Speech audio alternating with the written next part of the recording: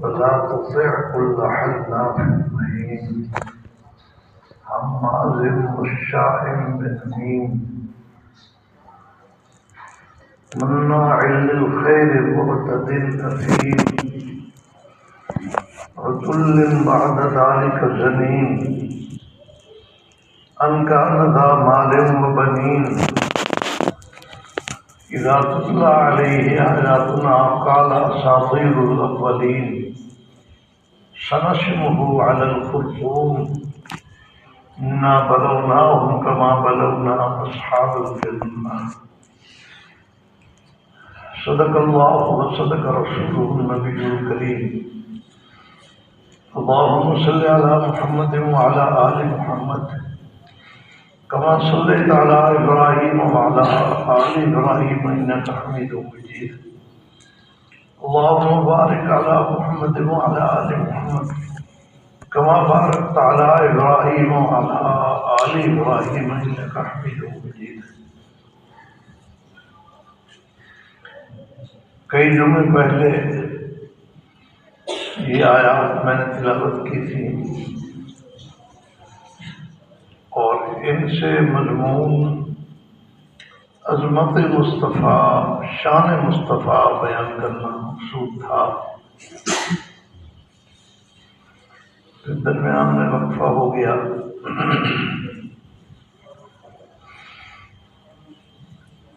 اللہ کریم نے نبی پاک صلی اللہ علیہ وسلم کو اپنا محبوب بنایا ہے اور کائنات میں سب سے بڑی اونچی شان عطا کی ہے. رب کریم جس کو اونچی شان دیتا ہے اس کی شان کی حفاظت بھی کرتا ہے. اپنے محبوب کو دشمنوں کے حوالے نہیں کرتا.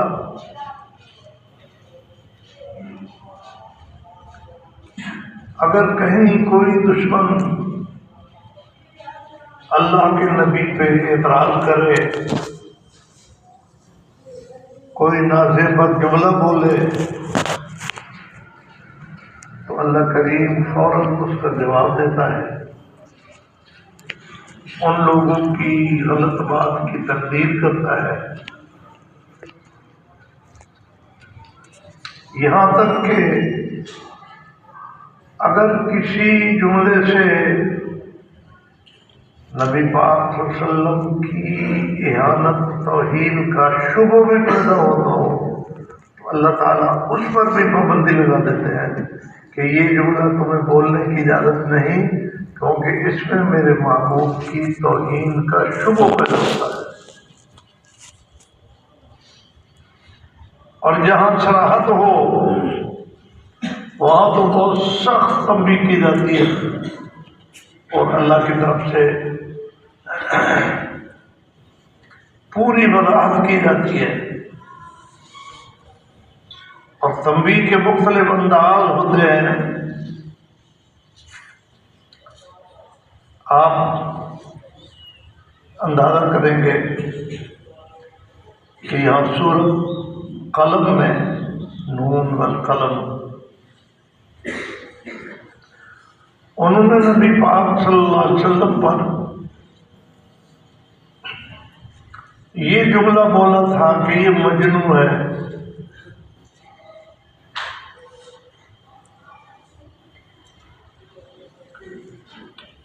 اللہ تعالیٰ نے مسلسل ان کے اس جملے کا جواب دینے کے لیے جملے ارشاد فرمائے. پہلے تو کہا کہ میرا محبوب مجنون نہیں ہے. مجنون جو ہوتا ہے اس کے اخلاق اچھے نہیں ہوتے، اس کو پتہ ہی نہیں ہوتا میں کیا کر رہا ہوں. اور میرا محبوب تو کائنات میں سب سے بڑے اخلاق والا ہے. فإنك لعلى خلق عظیم.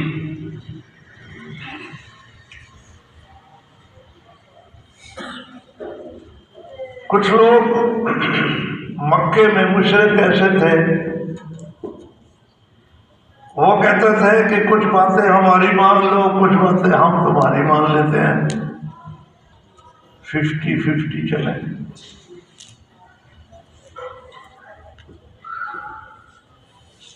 اللہ تعالیٰ نے حضور کو فرمایا کہ ان بے ایمانوں کی کسی بات کو بھی نہیں ماننا۔ وَلَا تُطِعْ كُلَّ حَلَّافٍ مَّهِينٍ، یہاں اس مشرک کے بارے میں جو نبی کا دشمن ہے اور نبی کو اپنی باتیں منوانے پر مجبور کرتا ہے اور زور دیتا ہے، اللہ تعالیٰ نے اس کی مذمت کرتے ہوئے 9 لفظ استعمال کروائے ہیں۔ کتنے؟ 9۔ وَلَا تُطِعْ كُلَّ حَلَّافٍ مَّهِينٍ، حلاف مہین، حماز، بشاء بنمیم، مناع للخیر، معتد، اثیم، عتل، زنیم، یہ سارے الفاظ اللہ تعالیٰ نے حضور کے دشمن کے لیے استعمال کیے ہیں، اور ہر لفظ میں بہت بڑی بڑی مذمت ہے، ٹوکرا بھرا ہوا مذمت ہے۔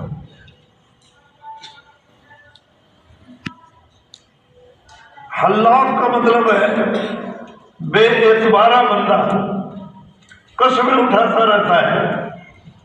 قسمیں اٹھانے کی ضرورت تبھی پیش آتی ہے جب بات اگلے نہیں مانتے۔ بے اعتبارہ، جس کی بات کا کوئی اعتبار نہیں کرتا، جس کی بات کو کوئی قبول کرنے کے لیے تیار نہیں ہے، ایسے قسمیں اٹھاتا رہتا ہے۔ حلاف مبالغے کا صیغہ ہے، بہت قسمیں اٹھاتا ہے۔ مہین کا مطلب ہے معاشرے میں ذلیل، معاشرے کے اندر اس کی کوئی عزت نہیں ہے۔ جو آدمی اس کو دیکھتا ہے اسے نفرت کرتا ہے، کیونکہ محبت ہوتی ہے اخلاق کے ساتھ۔ اخلاق تو اس میں ہے نہیں، بد اخلاق ہے پرلے درجے کا۔ مشاء، تانے مارنے والا، دوسرے آدمیوں پر اعتراض کرنے والا، معاشرے میں تانا زنی کرنے والا آدمی گندا سمجھا جاتا ہے۔ لوگ اس کو اپنی مجلس میں بیٹھنے نہیں دیتے، لوگ اس کے ساتھ انس نہیں کرتے۔ مشاء بنمیم، چغل خور ہے پرلے درجے کا، اس کی بات اٹھا کے وہاں پہنچاتا ہے، اس کی بات اٹھا کے یہاں پہنچاتا ہے، تاکہ ان کی آپس میں لڑائی ہو۔ یہ جو چغل خور ہوتا ہے، جو ایک دوسرے کی باتوں کو پہنچاتا ہے اور لڑاتا ہے، یہ معاشرے کا گندا انسان ہوتا ہے، بدترین۔ معاشرے والوں کو پسند آدمی وہ ہوتا ہے جو شروع چاہتا ہو، لوگوں کو ملاتا ہو، جو لوگوں کو لڑاتا ہے، وہ معاشرے کا گندا آدمی ہے۔ مشاء بنمیم، مشاء مبالغے کا صیغہ ہے کہ ہر وقت دوڑا پھر رہا ہے، ادھر کی ادھر، ادھر کی ادھر، لگائی بجھائی کرتا ہے۔ مناع للخیر، اچھے کاموں سے روکتا ہے لوگ، غریبوں کی مدد نہ کرو، یتیموں کی مدد نہ کرو، لوگوں کے ساتھ تواضع سے پیش نہ آؤ، اکڑ سے پیش آؤ، خیر سے روکتا ہے لوگوں کو۔ مناع یہاں میں مبالغے کا صیغہ ہے کہ جتنا اس کے بس میں ہے زور لگاتا ہے تاکہ لوگ خیر کے قریب نہ آئیں، دن حد سے بڑھ جانے والا ہے، اسیم گنہگار ہے، فاسق ہے، عتل متکبر ہے۔ اور آخر میں ایک ایسا لفظ بولا کہ جس کو معاشرے کا ہر فرد سمجھتا ہے اور اس کی نظروں سے ایسا بندہ گر جاتا ہے، اور یہ کوئی عام بات نہیں ہے جو قرآن میں کہی جا رہی ہے، یہ رب کا کلام ہے جس میں کسی قسم کا شروع ہو ہی نہیں سکتا۔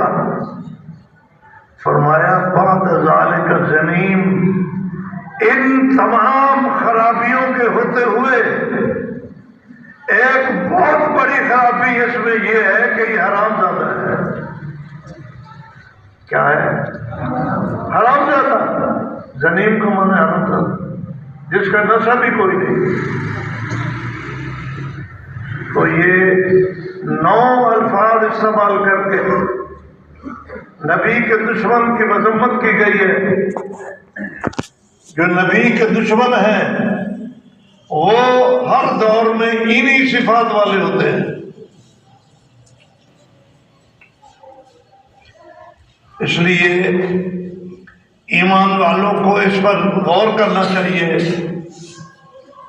کہ کہیں ان صفات میں سے کوئی صفت کسی نبی کے عاشق میں، نبی کے محب میں تو نہیں پائی جاتی جو نبی کے دشمنوں کی صفات ہیں۔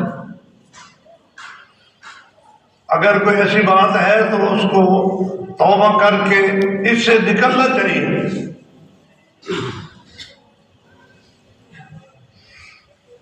اور آخر میں اللہ تعالیٰ نے فرمایا کہ اس کو ہم نے 2 نعمتیں دی ہیں۔ ایک تو یہ مالدار ہے، دوسرا اس کی اولاد ہے اچھی بلی اور تکڑی۔ یہ اللہ کی طرف سے نعمتیں ہیں۔ چاہیے تو یہ تھا کہ ان نعمتوں کا شکر ادا کرنا، لیکن اس کی طینت اور فطرت گندی ہے، ان 2 نعمتوں سے غلط فائدہ اٹھا رہا ہے۔ لوگوں کے سامنے اپنی مالداری کو اور اپنی اولاد کے لشکر کو ظاہر کر کے معاشرے میں فساد مچاتا ہے، نبی کے غلاموں کے ساتھ زیادتی کرتا ہے، مصطفیٰ کریم پر جملے کستا ہے، اعتراض کرتا ہے، اور جب اس کے سامنے قرآن پڑھا جاتا ہے تو کہتا ہے یہ تو پرانے لوگوں کی قصے کہانیاں ہیں۔ اذا تتلی علیہ آیاتنا، آگے قال اساطیر الاولین، یہ تو پہلے لوگوں کی قصے کہانیاں ہیں۔ محمد نے وہی قصے کہانیاں اکٹھے کر کے ہمیں سنانی شروع کر دی ہے۔ کتنی بڑی غلط بات ہے اس کی۔ قرآن تو پہلے دن سے کہہ رہا ہے کہ اے میرے انکار کرنے والے لوگوں، اگر میں اللہ کا کلام نہیں ہوں، میں کسی انسان کی بنائی ہوئی کہانی ہوں، تو تم بڑے فصیح بلیغ ہو، تم سارا قرآن نہیں کسی ایک آیت کو بنا کے دکھا دو۔ ہے نا قرآن؟ ایک سورت بنا دو، ایک آیت بنا دو۔ اگر محمد صلی اللہ علیہ وسلم بنا لیتا ہے جو کسی سے پڑھا نہیں، امی ہے، دنیا میں زمین پر اس کا کوئی استاد نہیں، 40 سال تک تمہارے اندر رہا، کسی سے نہیں پڑھا، اور وہ مکے سے کہیں غائب بھی نہیں ہوا کہ کہیں چھپ کر پڑھ کے آ گیا ہو، تمہارے ساتھ ہی رہا ہے۔ حضور پاک صلی اللہ علیہ وسلم کی جو 40 سالہ زندگی ہے ساری مکے میں ہے، خاندان کے اندر ہے۔ 2 سفر تجارت کے ہاتھ میں کیے، وہ بھی اپنے تجارتی قافلے کے ساتھ کیا، اکیلے نہیں گئے۔ شام کی طرف، بصرہ کی طرف 2 سفر آپ نے کیے، لیکن ان کے اندر سارا قافلہ ساتھ ہے۔ ایک لمحہ کے لیے بھی آپ غائب نہیں ہوئے۔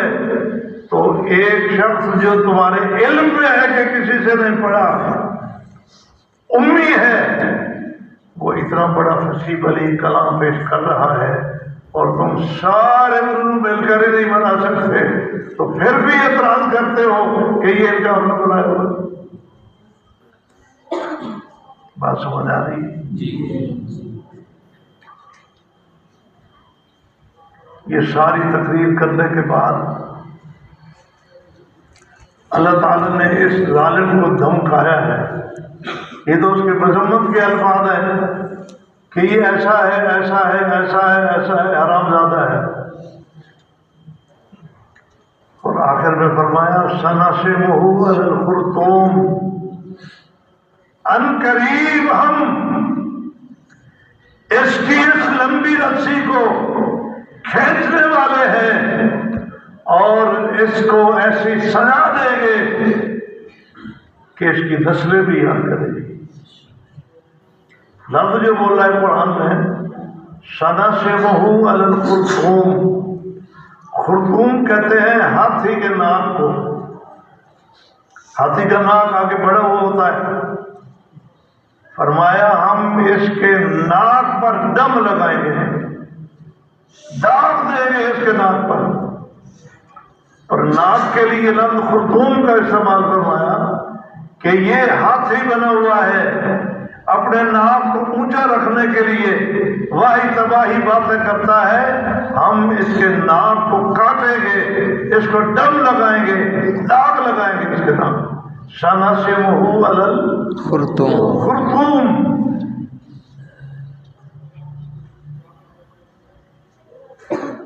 اور قرآن کی عجیب فصاحت بلاغت ہوتی ہے، فرمایا انا بلوناہم کما بلونا اصحاب الجنہ،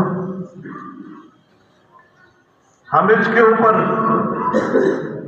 عذاب ڈالنے والے ہیں جیسے ہم نے باغ والوں پر ڈالا۔ یہ ایک لمبا قصہ ہے۔ یمن کے علاقے میں ایک صاحب رہتے تھے، اچھے بھلے مانس آدمی، نیک آدمی، بہت شاندار باغ اللہ نے ان کو دیا ہوا تھا، ان کی آمدنی کا وہی ذریعہ تھا باغ۔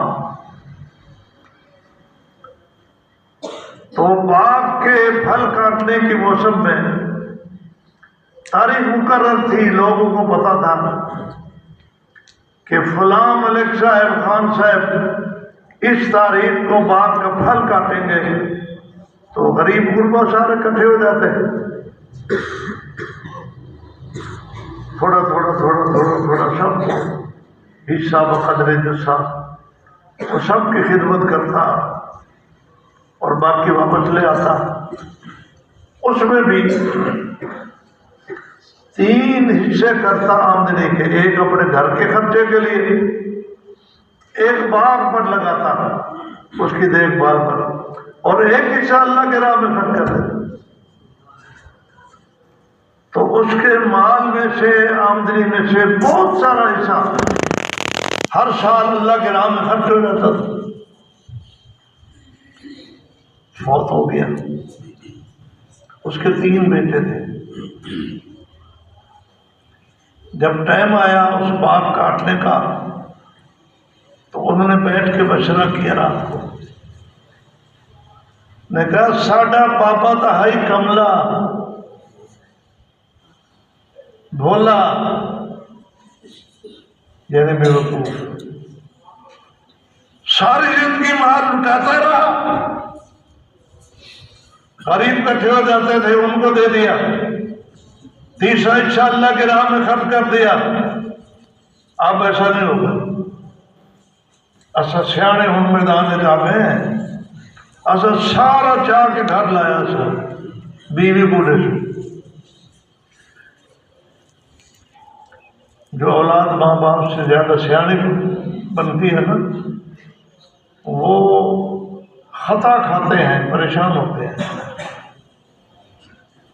نے کہا ہمارے پاپے نے آج تک ہمارے باپ کے بہت سارے حصے کو ضائع کیا ہے، اب ہم ایسا نہیں کرنے دیں گے. بیٹھ کر رات کو مشورہ کیا. انہوں نے کہا ایسا کرو، رات کو اندھیرے میں بورے اٹھاؤ اور باغ میں پہنچو، خفیہ طریقے سے اس کا پھل کاٹو اور سارا کا سارا اٹھا کے گھر لاؤ، کسی غریب مسکین کو پتہ ہی نہ چلے کہ کاٹ رہے ہیں. پتہ چل گیا تو پھر تو آ جائیں گے. جب آ جاتے ہیں تو آدمی کو کچھ نہ کچھ دینا ہی پڑتا ہے، پتہ ہی نہ چلے کسی کو. سمجھ رہے ہو بات؟ سیانے پڑھنے لگے، چلاک پڑھنے لگے، ہوشیار پڑھنے لگے. اور حصہ کس کا کاٹ رہے ہیں؟ رب کا. کیونکہ یہ جو فقیروں کو حصہ دیا جاتا ہے یہ فقیروں کا حصہ نہیں ہے، یہ رب کا حصہ ہے. اللہ کی طرف سے ان کو ملتا ہے. پہلے اللہ کے ملک میں جاتا ہے، اللہ کے ملک سے ان کے ملک میں منتقل ہوتا ہے. کیونکہ روزی کا ذمہ اللہ نے لے رکھا ہے. جب اللہ نے حکم کیا ہے کہ اس سے اتنا مال کاٹ کے میرے غریب بندوں کو دو تو وہ گویا اللہ ان کو دے رہا ہے. تو انہوں نے یہ سوچا کہ ہم اللہ کا حصہ کاٹیں گے.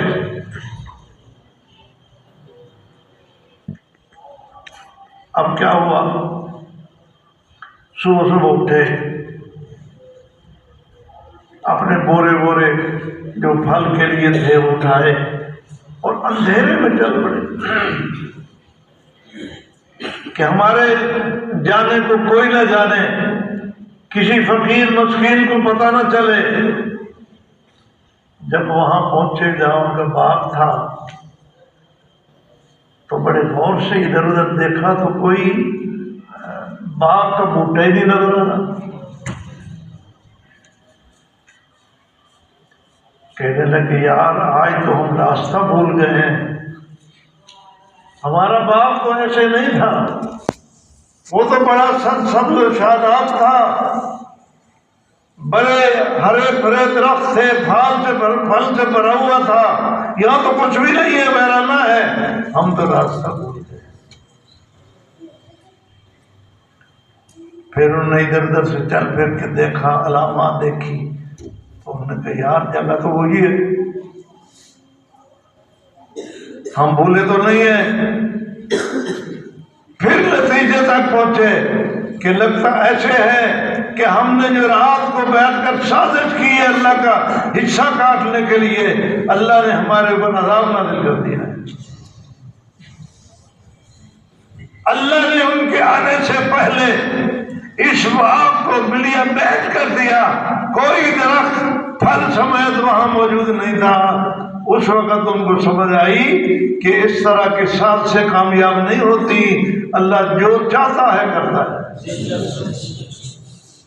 3 بھائی تھے نا، جب مشورہ کر رہے تھے تو ان کا جو درمیانہ بھائی تھا نا، بڑے سے چھوٹا اور چھوٹے سے بڑا، اس نے کہا یار اس قسم کی باتیں نہ سوچو، اللہ تعالیٰ نے ہمیں یہ مال دیا ہے تو اس کا شکرانہ ادا کرو، اس کی تسبیح بیان کرو، ایسا نہ کرو. انہوں نے کہا نہیں وہ بڑا سیاڑا آ گیا ہے. تو جب یہ منظر دیکھا تو اس نے کہا بھائی جان میں نے تمہیں کہا نہیں تھا، قال اوسطہم الم اقل لکم لولا تسبحون، میں نے نہیں کہا تھا کہ رب کی تسبیح بیان کرو، اس کا شکر ادا کرو، ایسی ساتھ سے چھوڑو. اب سارے پریشان ہو کر ندامت میں آ گئے، لیکن جو نقصان ہونا تھا وہ تو ہو گیا. اللہ نے اس ظالم کو خبردار کیا ہے کہ سنسمہ علی الخرطوم انا بلوناہم کما بلونا، میں تیرے ناک کو کاٹوں گا، دم لگاؤں گا اور ایسی سزا دوں گا جیسے باغ والوں کو دی۔ اللہ ہمیں سمجھنے کی توفیق عطا فرمائے اور اللہ آپ کو بولنے کی توفیق دی۔ آمین۔ وآخر دعوانا